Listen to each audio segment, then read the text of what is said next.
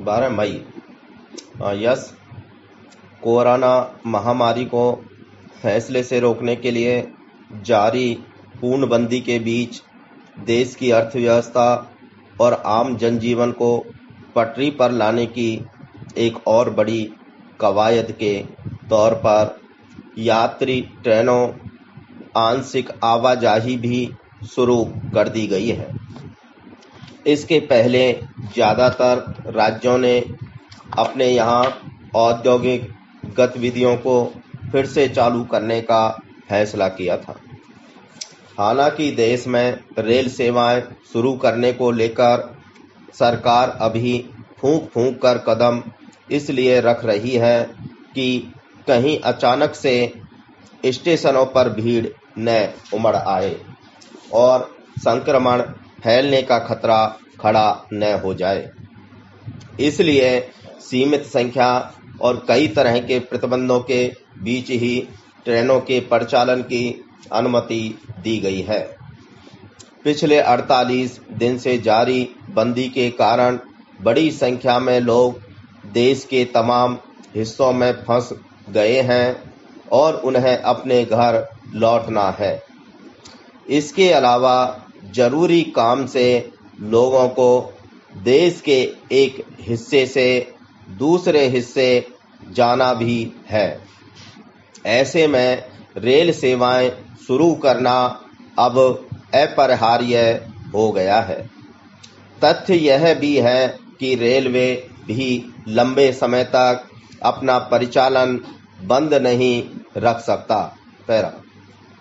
Railway के इतिहास में ऐसा पहली बार हुआ है जब पूरे देश में इतने लंबे वक्त तक ट्रेनों के चक्के ठहरे रहे हों।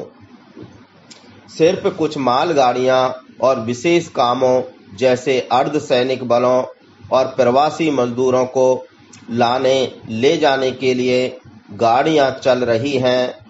पूर्णबंदी के दौरान सरकार इस वास्तविकता को समझ चुकी है कि रेल सेवाएं बंद करने का जो चौतरफा प्रभाव पड़ता है वह कितना नुकसान पहुंचाने वाला हो सकता है। इसमें कोई शक नहीं कि आम रेल यात्रियों के लिए गाड़ियां चलाने का फैसला जोखिम और चुनौती भरा है।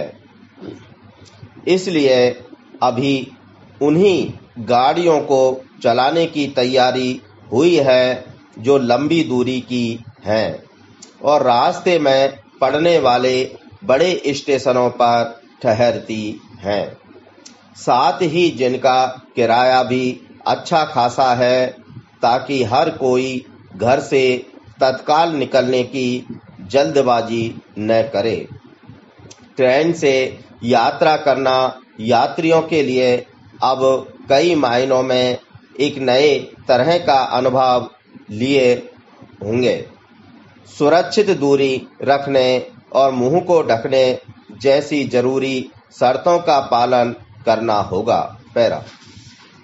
विशेषज्ञ भी इस बात पर जोर दे रहे हैं कि पूर्णबंदी 3 की अवधि पूरी होने के साथ ही रेल, बस और हवाई सेवाएं शुरू कर दी जानी चाहिए। सरकार ने हवाई सेवाएं भी जल्द चालू करने का संकेत दिया है, लेकिन अभी सिर्फ घरेलू उड़ानें ही शुरू होने की संभावना है। रेल, बस और हवाई सेवाएं बंद रहने से देश के परिवहन क्षेत्र को भारी नुकसान उठाना पड़ा है। अभी सरकारों के सामने सबसे बड़ी चुनौती कोरोना संक्रमितों के इलाज और महामारी को फैलने से रोकने की है। इसलिए रेलवे ने बड़ी संख्या में अपने डिब्बों को मरीजों के लिए वार्ड के रूम में तैयार रखा है, लेकिन अब चरणबद्ध तरीके से बंदी के दौर से निकलना भी जरूरी है। जिन क्षेत्रों में खतरा बहुत ज्यादा है उन्हें छोड़कर देश के बाकी हिस्सों में बस जैसे सार्वजनिक परिवहन को भी अनुमति दी जानी चाहिए, जब तक अंतर्राज्यीय सीमाएं नहीं खुलेंगी निजी वाहन नहीं चलने दिए जाएंगे, तब तक जनजीवन सामान्य नहीं हो पाएगा। स्टॉप।